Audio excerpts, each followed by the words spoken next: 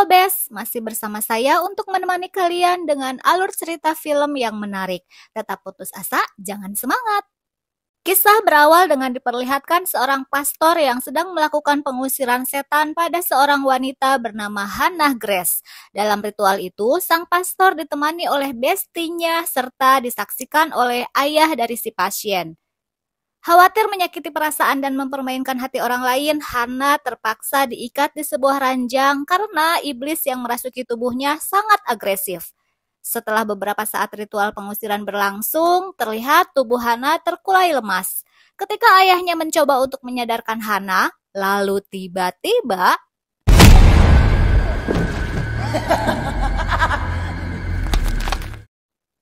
si iblis yang mencoba mengelabui akhirnya berhasil menyerang ayahnya. Iblis itu semakin menjadi. Si iblis mulai menunjukkan jati dirinya.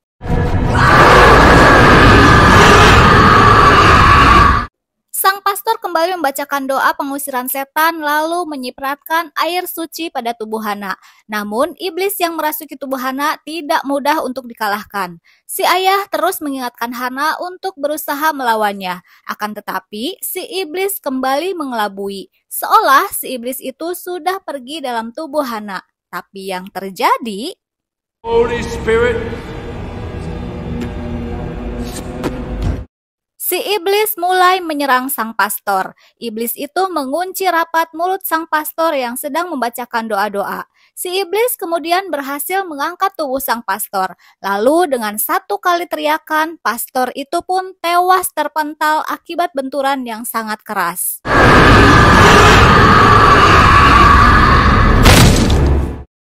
Bestinya pun tidak luput dari serangan si iblis. Si ayah yang sudah panik dan tidak menginginkan lagi ada korban karena ulah iblis yang merasuki putrinya, dengan berat hati si ayah terpaksa membekap wajah dan mulut Hannah putrinya menggunakan bantal. Hingga pada akhirnya Hannah pun tewas seketika. Tak berselang lama muncul seekor lalat hinggap pada tubuh Hannah dan terlihat di sana ternyata Hannah tidak benar-benar mati. Inilah The Possession of Hannah Grace yang rilis tahun 2018. Kuy lanjut simak alur ceritanya. Stay watching, not sleep.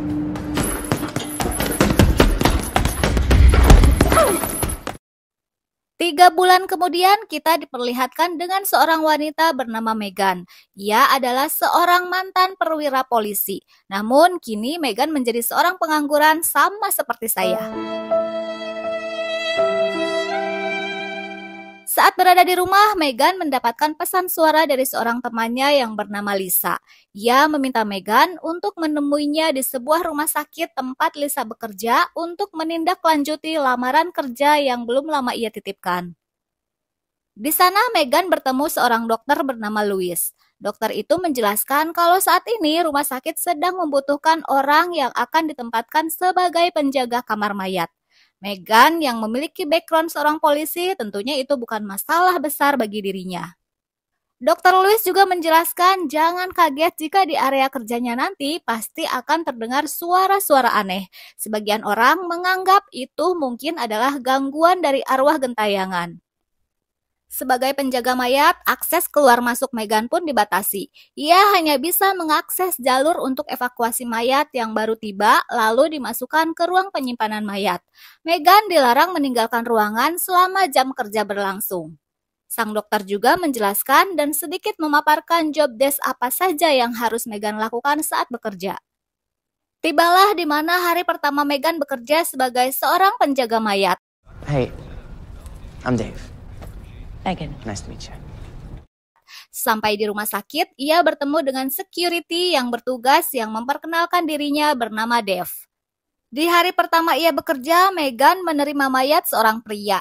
Ia bergegas mengerjakan pekerjaannya yang sebelumnya sudah dijelaskan oleh Dr. Louis. Mengambil foto mayat, sidik jari, dan menginput identitas si mayat. Setelah itu, si mayat dimasukkan ke dalam lemari pendingin sebelum nantinya mayat tersebut dikremasi. Hari itu Megan bekerja seolah terlihat seperti baik-baik saja. Namun ternyata Megan masih dibayang-bayangi oleh kejadian di masa lalunya. Megan mencoba mengatasi traumanya dengan obat penenang untuk mengurangi kecemasannya. Ternyata saat itu Lisa sama-sama bertugas malam. Untuk mengisi waktu, akhirnya malam itu Meghan bercerita tentang masa lalunya saat dia masih bertugas di kepolisian. Suatu malam, Meghan bersama timnya mengejar seorang pria yang mencoba kabur dalam penyergapan. Meghan tidak mengetahui jika si pria itu membawa senjata hingga terjadi baku tembak yang menewaskan salah satu rekannya. Insiden itulah yang membuat dirinya trauma dan selalu terbayang dalam ingatannya. Kalau saja ia mengetahui dari awal temannya akan menjadi korban, harusnya pria itu ditembak mati. Hal itu membuat Meghan menyesal. Sejak kejadian itu, Meghan mengundurkan diri dari kepolisian untuk menghilangkan trauma yang selalu membayangi dirinya. Meghan memiliki kekasih yang bernama Andrew yang sama-sama berprofesi sebagai polisi. Andrew sang kekasih terus menjadi support system membantu untuk memulihkan Meghan dari traumanya dan mengembalikan kondisi psikisnya. Andrew juga tidak ingin Meghan terjebak dengan keadaan dan kondisi saat ini. Secara diam-diam, Andrew mengetahui kalau Meghan mengkonsumsi obat-obatan terlarang untuk mengatasi permasalahan dirinya. Namun, Meghan membantah kalau dirinya sudah berhenti mengkonsumsi obat-obatan. True, Andrew. You know that's not true. Just when are you concerned about the truth? Di malam harinya terlihat Meghan kembali bekerja seperti biasa. Namun kali ini dia dikejutkan oleh seorang pria yang tidak dia kenal. Pria itu memaksa untuk masuk. Ia berpura-pura mengaku sebagai salah satu pegawai di sana dan meminta Meghan untuk membukakan pintu dengan alasan mau mengambil kunci yang tertinggal. Meghan tidak mudah percaya begitu saja, apalagi gelagat dari pria itu terlihat mencurigakan. Tak berselang lama datang mobil ambulan yang biasa mengantarkan mayat. Sopir ambulan itu bernama Randy. Kebetulan malam itu Randy mengantar mayat sendirian. Karena itu ia meminta bantuan Meghan untuk memindahkan mayat ke belangkar. Sebenarnya itu sudah menyalahi aturan jika Meghan keluar dari area kerjanya. Namun karena tidak ada lagi orang di sana, dengan terpaksa akhirnya Meghan membantu Randy untuk memindahkan mayat tersebut. Saat Meghan dan Randy sibuk mengangkat mayat, mereka tidak menyadari kalau pria misterius itu masih ada di sekitar area pintu dan berhasil menyelinap masuk. So I want to say thank you, by the way, because the guy who used to have this job would never have just done that. Saat Meghan membuka kantung jenazah, Meghan sangat terkejut melihat mayat seorang wanita dengan kondisi tubuhnya sebagian sudah hancur. Anehnya, saat Meghan mencoba mengidentifikasi si mayat, semua alat untuk mengecek sidik jari dan memfoto tiba-tiba tidak berfungsi dengan baik. Dengan beberapa keanehan yang terjadi malam itu, Meghan sama sekali tidak mencurigai dengan mayat yang sedang ia tangani. Yang membuat Meghan semakin heran, ketika ia memasukkan mayat ke dalam lemari pendingin, sebagian alat-alat yang ada di meja tiba-tiba bergetar dan mengakibatkan barang-barang yang ada di meja semuanya berjatuhan.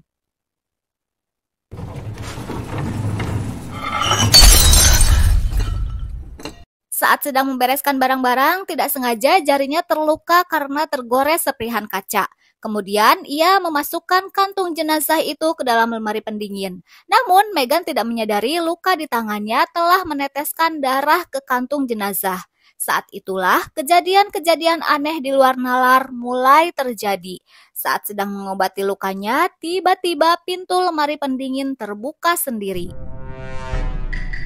Meghan mulai mencari informasi data pribadi si mayat menggunakan akses penyelidikan dari kepolisian. Karena user ID dirinya sudah tidak aktif, ia mencoba masuk menggunakan user ID Andrew kekasihnya. Terlihat di sana identitas SIM mayat tersebut yang bernama Hannah Grace dengan ciri-ciri fisik, salah satu di antaranya adalah matanya yang berwarna coklat. Di sini Meghan mulai curiga karena yang dia lihat pada mayat Hannah terlihat berwarna biru. Meghan kembali memastikan keraguannya. Ia membuka kembali kantung jenazah Hannah dan ternyata memang benar mata Hannah berwarna biru. Lalu terlihat kemunculan seekor lalat pada tubuh si mayat yang ternyata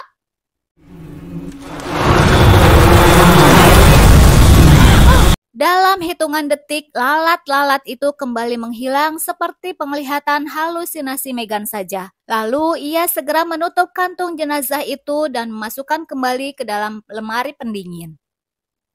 Tak lama kemudian, saat Meghan akan menginput data, terdengar suara gaduh yang berasal dari ruangan lemari pendingin. Meghan mengira itu Dave, security rumah sakit yang sedang keliling. Namun, di ruangan itu, Meghan terkejut melihat kantung jenazah Hannah sudah hilang dari tempatnya. Ternyata, pria misterius yang tadi menyelinap masuk berencana mengambil mayat Hannah. Di sana mereka sempat terlibat adu jotos. Meghan yang sebelumnya sudah dibekali ilmu bela diri tidak tinggal diam. Ia berhasil melawan si pria misterius. Pria itu pun berhasil kabur. Lalu Meghan segera menghubungi security yang bertugas untuk meminta bantuan. Meghan kembali mencari pria misterius itu. Di ruang kremasi terlihat pria misterius itu sedang berusaha memasukkan mayat Hannah ke dalam tungku pembakaran. Pria itu nampak ingin mengatakan sesuatu pada Meghan, namun datang security dan langsung menghentikan pria itu. Si pria terlihat berusaha ingin menjelaskan sesuatu. Pria itu mengatakan, "Kalian tidak tahu apa yang sedang kalian hadapi saat ini." Pria itu meminta mereka untuk segera menghancurkan jasad Hannah karena tubuh itu sebenarnya belum mati. Namun pihak security tidak menanggapi perkataannya dan tetap menyerahkan si pria misterius ke kantor polisi. Meghan mulai penasaran dengan semua ucapan sosok pria tersebut. Pria itu seolah mengetahui misteri di balik jasad Hannah Grace. Meghan juga dibuat heran oleh jasad Hannah yang sangat meresahkan yang tiba-tiba bergerak. Tak lama kemudian Lisa datang menghampirinya untuk mengetahui keadaan Meghan. Meghan bercerita ia merasa aneh dengan jasad Hannah. Ia mendengar jasad itu menghela nafas. Saat Meghan dan Lisa makan malam, Andrew mendatangi tempat kerja mereka untuk melihat keadaan Meghan. Karena mesin pemindai sidik jari di tempat kerjanya sedang error, Meghan meminta tolong kepada Andrew untuk mencari tahu detail identitas Hannah Grace, karena ia merasa ada yang aneh dengan sidik jari Hannah. Scene berpindah. Dave yang sedang berjaga-jaga di depan kamar mayat, ia merasa seperti ada orang lain di dalam ruangan kamar mayat itu. Ketika dia memasuki kamar mayat, Dave mendengar ada suara di salah satu lemari pendingin mayat. Suara itu persis ada di dalam lemari tempat mayat Hannah disimpan. Karena penasaran, Dave membuka lemarinya. Di dalam lemari itu hanya terlihat kantung jenazah yang sudah kosong. Lalu tiba-tiba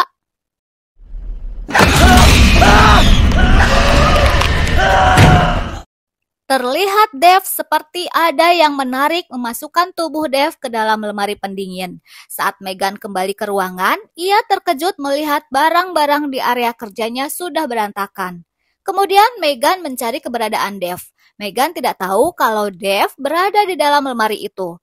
Saat Meghan sedang pup, muncul sebuah bola mainan yang entah dari mana asalnya. Meghan sangat terkejut ketika ada sesosok tangan dengan cepat mengambil bolanya.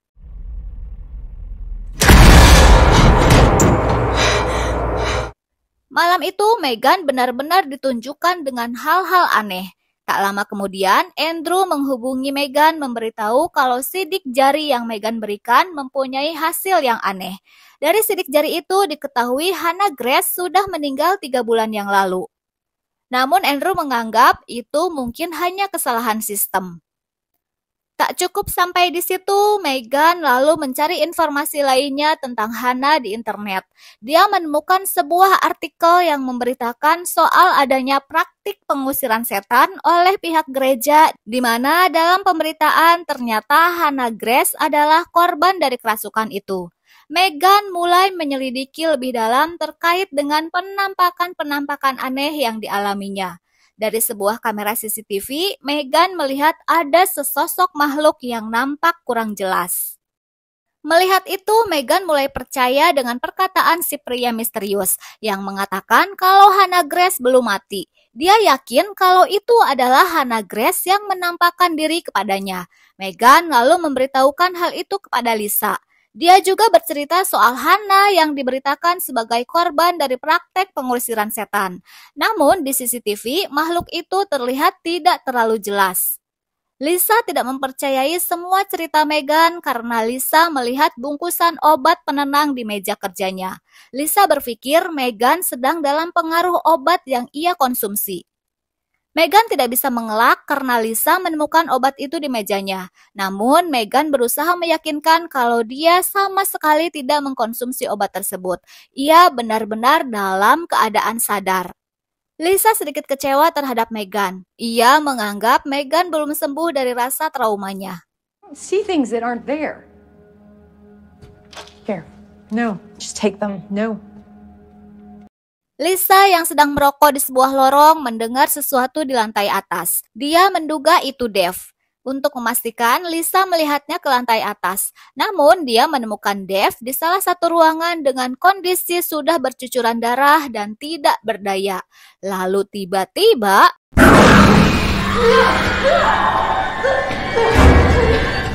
sosok iblis keluar dari kegelapan. Tentu saja Lisa pun lari ketakutan. Si iblis terus mengejar menargetkan Lisa sebagai korban selanjutnya.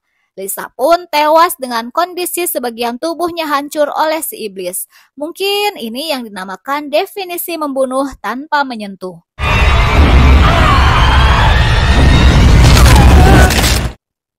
Kembali ke Megan. Malam itu Randy si pengantar mayat datang kembali. Seperti biasa dia mengantarkan mayat baru.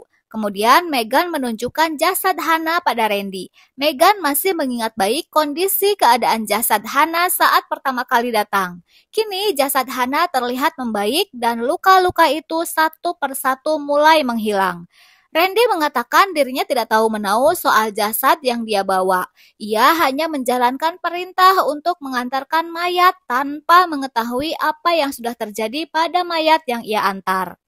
Randy mengingatkan Megan untuk berhati-hati jangan sampai kehilangan akal sehat di tempat kerjanya. Tak lama Randy pun pamit untuk kembali pulang. Sesuatu terjadi di basement parkiran rumah sakit. Ketika dia menaiki mobil, dia merasa mobilnya menabrak sesuatu.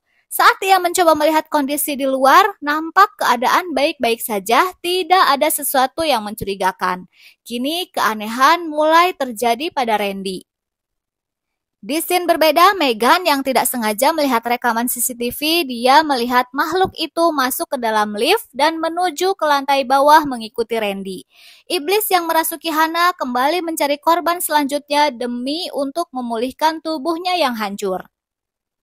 Kembali ke Randy. Akhirnya ia pun tewas dan menjadi korban selanjutnya dari si iblis yang merasuki tubuh Hannah. Melihat rekaman itu, Megan segera mencari Randy ke area parkir. Megan melihat Randy sudah tewas mengenaskan. Di saat bersamaan, Megan mendapat telepon dari Andrew yang memberitahu kalau pria misterius itu berhasil melarikan diri dari penjara. Mungkin saja sekarang dia sedang menuju rumah sakit tempat Megan bekerja.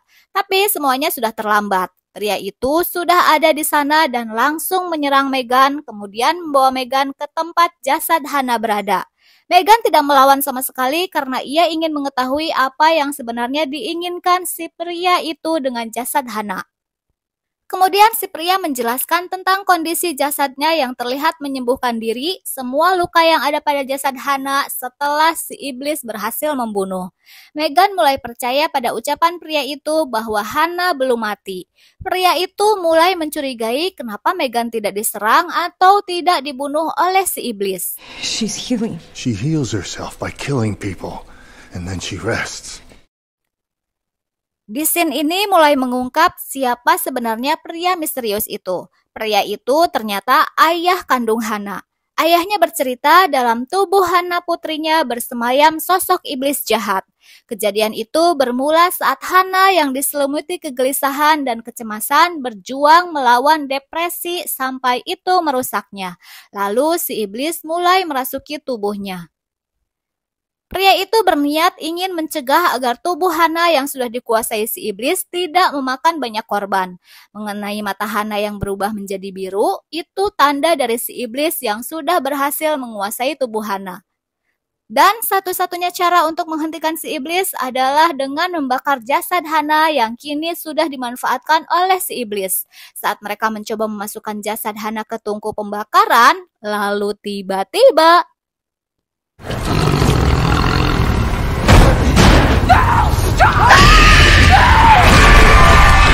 si Si iblis dalam tubuh Hana bangkit dan langsung menyerang ayahnya. Ayahnya pun harus tewas terbakar hidup-hidup karena tubuhnya dimasukkan ke dalam tungku pembakaran.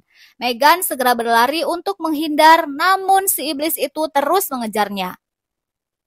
Di scene berbeda, Andrew yang baru datang untuk melihat keadaan Meghan justru di parkiran ia melihat tubuh Randy sudah tersungkur. Andrew lalu menghubungi rekannya untuk datang dan mengevakuasi.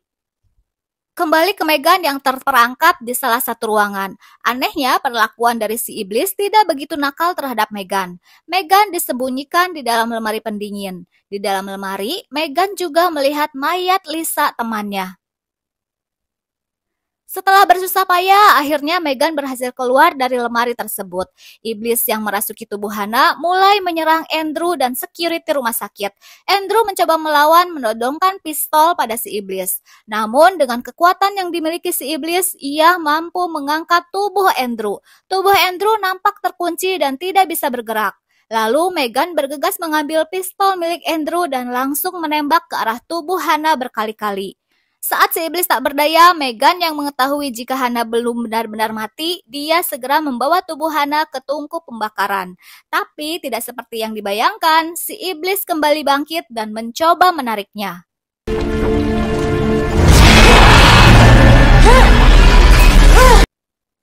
Di akhir cerita, akhirnya Meghan berhasil membakar tubuh Hana yang telah dijadikan tempat si iblis bersemayam untuk menjalankan aksinya membangkitkan kembali dan memulihkan tubuh Hana yang sudah hancur dengan cara menumbalkan korban yang telah ia bunuh. Kini Meghan pun kembali menjalani hidup normal dan mulai pulih sedikit demi sedikit dari trauma yang ia rasakan. Dan film pun selesai. Thanks for watching, Bes. Bye.